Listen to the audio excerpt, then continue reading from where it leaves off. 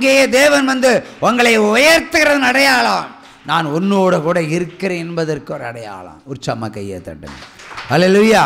ஆகவே எதை குறித்தும் நீ கலங்காதே, கர்த்தர் உன்னோடு கூட இருக்கிறார். அல்லேலூயா. ஆகவே கழுதை மேல் ஏறி வந்த தேவனை குறித்து விசாரித்தார்கள். தேவனை குறித்து யார் இவர், யார் இவர்? அது தீர்க்கதரிசி இவர். போன வெள்ளிக்கிழமை சென்னையில் 2 பேர் வந்தார்கள். கணவன் மனைவியாக வந்தார்கள். இங்கே தங்க வேண்டும் என்று சொன்னார்கள்.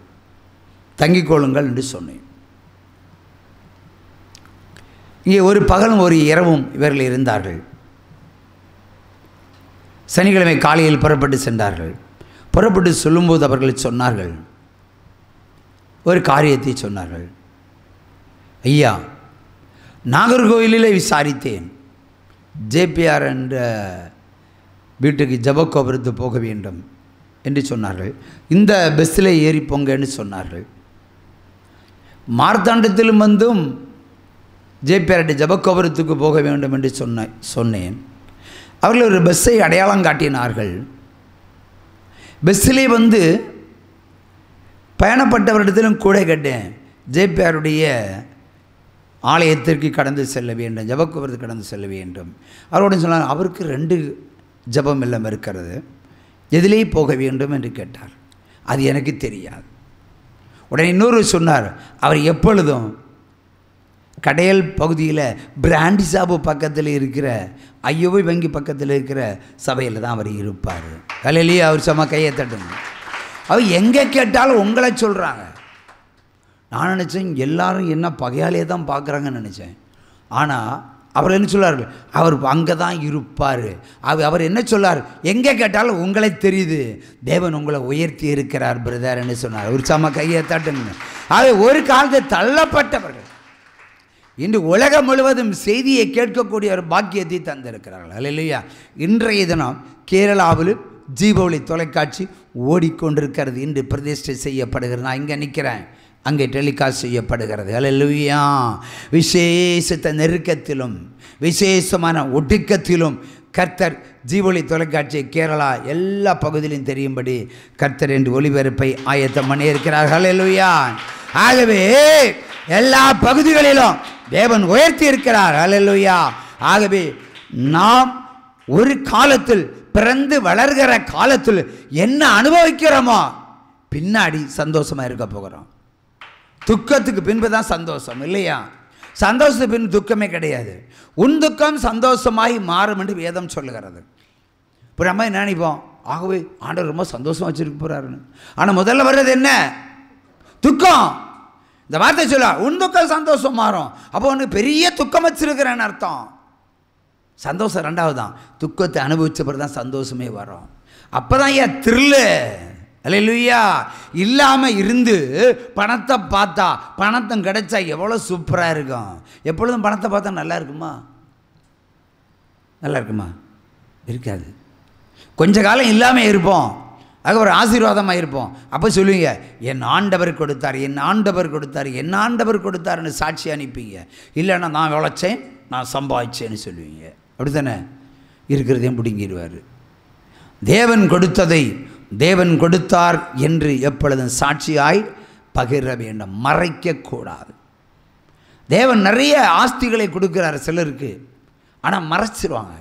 மறைச்சிறவங்களை இருக்கிறதையும் பிடுங்கி எறிந்து விடுவார். அதுக்கு ஒரு அருமையான ஒரு சாட்சி. அல்லேலூயா. ஒரு கூலி தொழிலாளி, அற்பமாய் எண்ணப்பட்ட ஒரு கூலி தொழிலாளி, படிப்பறிவு கிடையாது, படிப்பறிவு கிடையாது. மார்த்தாண்டத்துக்கு சொல்லக்கூடிய பஸ் நம்பர் தெரியும், ஆனால் பேர் வாசிக்க தெரியாது. இந்த பஸ் மார்த்தாண்டம் போகுமா என்று கேட்டு தான் போவார். அப்படி போகிறதே கிடையாது. சுருக்கமாக சொல்லப்போனால் போகிறதே கிடையாது. அப்படிப்பட்ட ஒருவனை தேவன் வெளிநாட்டுக்கு அனுப்பி வைத்தார். ஏன்னா குடும்பத்தில் அவ்வளோ பஞ்சம், அவ்வளவு தரித்திரம், அவ்வளோ ஒடுக்கம், அவ்வளோ வியாதிகள். வெளிநாட்டுக்கு அனுப்பினார். இந்த பில்டிங்கை பின்னாடி இருக்கிற ஒரு இல்லம், நிறைய வீடுகள் இருக்குது, அதில் ஒரு எல்லாம். அல்லேலூயா. அன்றைய முதல் விசுவாசி இந்த குடும்பத்தில் தான். என்னுடைய முதல் விசுவாசியே அவள் தான். அந்த குடும்பத்தில் தான் மரித்த பிள்ளையை உயிர் கொடுத்தார். அல்லேலூயா. ஆனாலும் தேவன் அந்த குடும்பத்தை ஆயத்தப்படுத்தி குடிசையை இடித்து ஒரு இல்லத்தை கட்டினார். பிள்ளைகளை மேன்மையான இடங்களில் படிக்க வைத்தார். அடுத்தபடியாக புருஷனை வெளிநாட்டுக்கு அனுப்பினார். கை நிறைய சம்பளம், கை நிறைய சம்பளம். பிரமாணம் ஒன்று இருக்கிறது. நீங்கள் கிறிஸ்துவுக்குள் பிரவேசித்தாலும் பிரமாணத்தை பின்பற்றாவலில் அவர் இருக்கிறதையும் பிடுங்கி எரிந்து அழிச்சிடுவார். அதில் எந்த மாற்றமும் கிடையாது. அப்போது அந்த மகன் வெளிநாட்டில் நிறைய சம்பாதித்தால் நான் கேட்குறேன், சம்பளம் அனுப்புனானா கேட்குறேன். ஏன்னா எல்லா ஞாயிற்றுக்கிழமையும் முறையாய் பாரதி அந்த ஒரு குடும்பத்துக்கு தான் முதல் ஆராதனை. அல்லேலூயா. சம்பளத்தை மட்டும் சொல்ல மாட்டார், அவர் கொடுக்குறார். எவ்வளோ சம்பளம், ஏன்னா பங்கு கேட்டுருவேன்னு கேட்டுற மாதிரி எவ்வளோ சம்பளம். ஏன்னா கர்த்தர் ஒன்றுமில்லாத பிள்ளைய இப்போது வெளிநாட்டுக்கு அனுப்பி சம்பாதிக்க வச்சுருக்காருன்னா அவர் விசாரிக்கிறார். நானும் நன்றி சொல்லுவேன்ல. எவ்வளோ சம்பளம்? 6 மாதமாக கேட்குறேன், 6 மாதமாக பதில் சொல்ல மாட்டான். கேட்டால் ஒரு சிரிப்பு, கேட்டால் ஒரு சிரிப்பு. ஆண்டவர் கடைசியை சொன்னார், கூட்டிகிட்டு வந்துடுவேன். இப்படியே சொன்னார். என்ன சொன்னார்? கூட்டிகிட்டு வந்துடுவேன். கூட்டிகிட்டே கொண்டு வருவேன், அடித்து கூட்டிகிட்டு வந்துடுவேன். கர்த்தருடைய சமூகத்தில் பொய் சொல்லக்கூடாது. எல்லா நேரமும் ஜெபம், எல்லா நேரமும் இங்கே தான் இருப்பான். எல்லா நேரமும் ஜெபம் அதிகமாய் கிடைத்தது. ஆனால் பிரமாணத்தை கூட பின்பற்ற தெரியவில்லை. அடித்து கூட்டிகிட்டு வந்துடுவேன்னு சொன்னார்.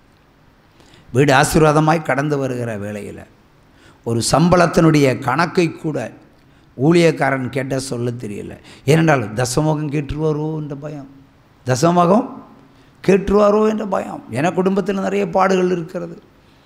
தசமோகத்தை ஊழியக்காரன் கொடுத்தா வருமானம் கொஞ்சம் கம்மியாயிரும் என்ற ஒரு உலகத்தினுடைய கணக்கின்படியாக அவள் நின்றாள். 6ஆம் மாதத்தில் சொன்னார், அழைத்தவர் என்னை 7ஆம் மாதத்தில் கூட்டிகிட்டு வந்தார். நேராக போனார், அவன் வேலை செய்கிற கம்பெனியை போட்டுனார். நேராக திரும்ப அனுப்பிட்டார். பிறகு இப்போ இந்நாள் வரைக்கும் இங்கே தான் கூலி வேலை. ஒரு சும்மா கையை தட்டுங்க. அடிக்கிறதும் அவரே, அழிப்பவரும் அவரே, உயர்த்துகிறதும் அவரே, நடத்துகிறதும் அவரே. எப்பொழுதும் கர்த்தருக்குள் பிரவேசிக்க வேண்டும், அந்த கிறிஸ்துக்குள் பிரவேசிக்கக்கூடாது. இந்த கொடுக்க மாட்டேன் அடம் பிடிச்சா அந்த கிறிஸ்து, கொடுப்பேன்னு சொன்னால் இயேசு கிறிஸ்து. ஹல்லேலூயா. அண்டையிலேருந்து அந்த குடும்பத்தை அவர் வாதிக்க ஆரம்பித்தார். இந்த ஆலயத்தில் பிரவேசிக்கக்கூடாது என்று சொன்னதும் நான் தான். ஒரு சம கையை தட்டி, பிரமாணத்தை பின்பற்றாதவர்கள் தேவனுக்கு பிரியமானவர்கள் அல்ல. அற்பமாய் இருந்தவர்களை உயர்த்துவார். ஆனால் உயர்த்தின தேவனை என்றைக்கு நீங்கள் உயர்த்த வேண்டும். அவருடைய நாமத்தை என்றைக்கு என்ன செய்யணும்? உயர்த்த வேண்டும். யூஸ் பண்ணிட்டு யூட்டிலைஸ் பண்ணிவிட்டு தூக்கி எறிய குப்பை தொட்டி எல்லாம் அவர். அல்லேலூயா. உங்களோட என்றென்றைக்கும் வாழ வேண்டிய தேவன். அவர் இல்லைன்னா குடும்பத்தில் என்ன உண்டாகும்? சர்வநாசம் உண்டாகும், உண்டாயிருக்கும். அல்லேலூயா, அல்லேலூயா. ஆகவே தேவனுடைய வார்த்தைகளின்படி ஒரு மனிதன் வாழ வேண்டும். அதற்கு தந்த குருத்தோலை பக்குவப்படுத்த வேண்டும். நம்ம தாழ்மையாக இருந்தோம், தேவனால் உயர்த்தப்பட்டேன், தேவனால் ஆசீர்வதிக்கப்பட்டேன், தேவனால் பழுகி பெறுகிறேன் என்று என்றென்றைக்கும் சொல்லத்தக்கதாய் நீங்கள் மாற வேண்டும். தேவன் உயர்த்தினவர்கள் நான் என்னால் உழைச்சி என்னால் சம்பாதிச்சு நன்னால் வந்தேன்னு ஒரு காலம் சொல்லக்கூடாது. சொன்னால் பிடுங்கி எரிந்து அழிச்சிடுவார். ஒரு சம கையை தட்டி அடுத்த வேதவசனத்துக்கு போகலாம். அல்லேலூயா. மறுபடியும் மத்தேயு 21ஆம் அதிகாரத்தில் இன்னொரு வேதவசனத்தை உங்களுக்கு பிரியமாய் சொல்லலாம். 24வது வசனம், மத்தேயு 21:24. இயேசு பிரதித்திரமாக, நானும் உங்களிடத்தில் ஒரு காரியத்தை கேட்கிறேன், அதை எனக்கு சொல்லுவீர்களானால் நானும் இன்ன அதிகாரத்தினாலே இவைகளை செய்கிறேன் என்று உங்களுக்கு சொல்லுகிறேன். அல்லேலூயா. திரும்ப 2 முறை வாசிங்க, சத்தமாக வாசிங்க.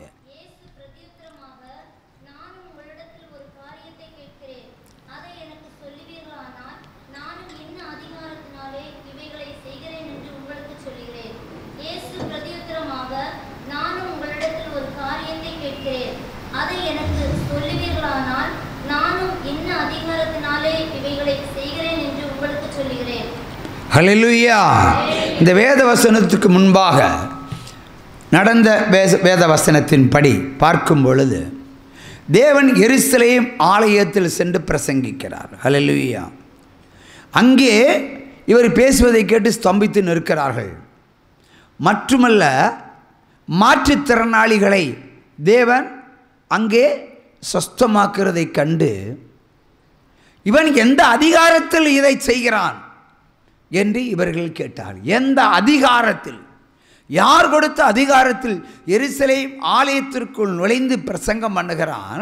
எருசலேம் ஆலயத்திற்குள் பிரவேசித்து என்னது அங்கே தவறு செய்கிறவர்களை தண்டிக்கிறார், வியாபாரிகளை துரத்துகிறார், காணிக்கப்பட்டிகளை, அந்த காணிக்கப்பட்டிகள் அல்ல கல்லாப்பட்டிகளை கவிழ்த்து போடுகிறார், முடவர்களை குடமாக்குகிறார், குருடரை பார்க்க செய்கிறார். எந்த அதிகாரத்தில் இவன் செய்கிறான் என்று இவர்கள் மற்றவர்கள் கேட்கும் பொழுது அவர் சொல்கிறார், நான் எந்த அதிகாரத்தில் செய்கிறேன் என்பதற்கு நான் உங்களிடத்தில் ஒன்றை கேட்கிறேன், செய்வீர்களா? அந்த வசனத்தை திரும்ப வாசிங்க. இயேசு பிரதியுத்தரமாக, நானும் உங்களிடத்தில் ஒரு காரியத்தை கேட்கிறேன், அதை எனக்கு சொல்லுவீர்களானால் நானும் இன்ன அதிகாரத்தினாலே இவைகளை செய்கிறேன் என்று உங்களுக்கும் சொல்லுவேன். ஒரு கேள்வி ஏசப்பாட்ட கேட்குறாங்க. இப்போ நான் உங்கள்கிட்ட ஒரு கேள்வி கேட்குறேன். இந்த கேள்விக்கு பதில் சொன்னால் நானும் உங்கள் கேள்விக்கு பதில் சொல்கிறேன். ஒரு மாம்சமான மனிதனை போல ஆண்டவர் பேசுகிறார்.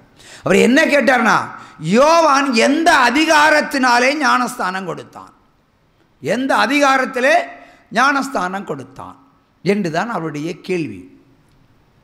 யாருடைய அதிகாரத்திலே தேவன் ஞானஸ்தானம் கொடுத்தார்? அல்லேலூயா. யோவான் கொடுத்தார் என்ற கேள்வி தான் அவர் கேட்டார். இந்த கேள்விக்கு அவர்கள் பதில் சொல்லவில்லை. அவர்களுக்குள்ளே இருமனம் உண்டாயிற்று, ஒரு கலக்கம் உண்டாயிற்று. தேவனால் யோவான் ஞானஸ்தானம் கொடுத்தால் இவன் அடுத்த ஒரு கேள்வியை கேட்பான், அடுத்த ஒரு கேள்வியை கேட்பான்.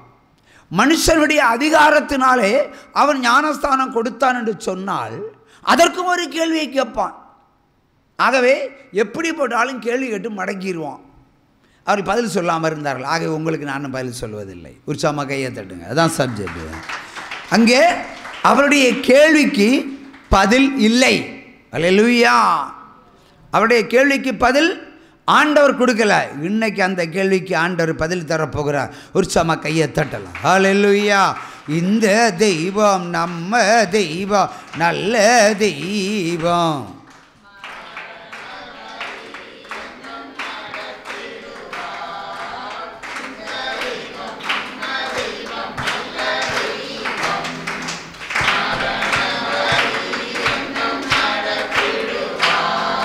எத்தனையோ இடர் சூழ்ந்தாலும்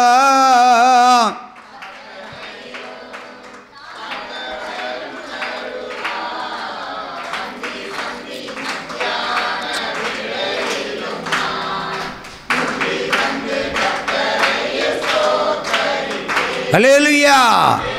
நான் இப்பொழுது உங்களுடைய கேள்வி கேட்கிறேன். எந்த அதிகாரத்தில் யோவான் ஞானஸ்தானம் கொடுத்தான்? அன்றைக்கு ஆண்டவர் கேட்டதுக்கு இன்றைக்கு நான் உங்கள்கிட்ட கேட்குறேன். எந்த அதிகாரத்தில் யோவான் ஜனங்களுக்கு ஞானஸ்தானம் கொடுத்தான்? பிதாவினுடைய அதிகாரத்தில். சரியான ஆன்சர். கையை கொடுங்க, கை தட்டி கொடுங்க. அல்லேலூயா.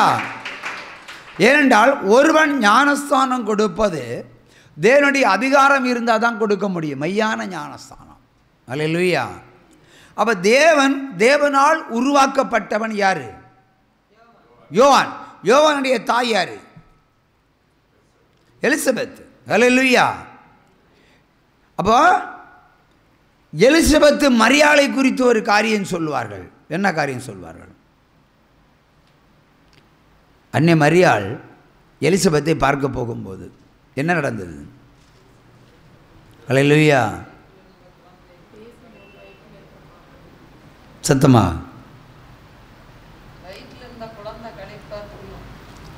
மரியாளை பார்த்ததுமே எலிசபெத்தினுடைய கர்ப்பத்தில் இருந்த யோவான் என்ற குழந்தை துள்ளி குதித்தது. எப்படி துள்ளி குதித்ததுன்னா, ஆசீர்வதிக்கப்பட்டவள் மரியாள். ஏனென்றால் தேவகுமாரன் இவரிடத்தில் பிறக்க போகிறான். குழந்தை கர்ப்பத்தில் சொல்லிச்சு. அல்லேலூயா, அல்லேலூயா. அந்த குழந்தை தான். அப்போ இயேசு கிறிஸ்துவுக்கு ஞானஸ்தானம் கொடுக்க வேண்டிய குழந்தை இப்போ இங்கே இருக்கு, எலிசபெத்தினுடைய கர்ப்பத்தில்.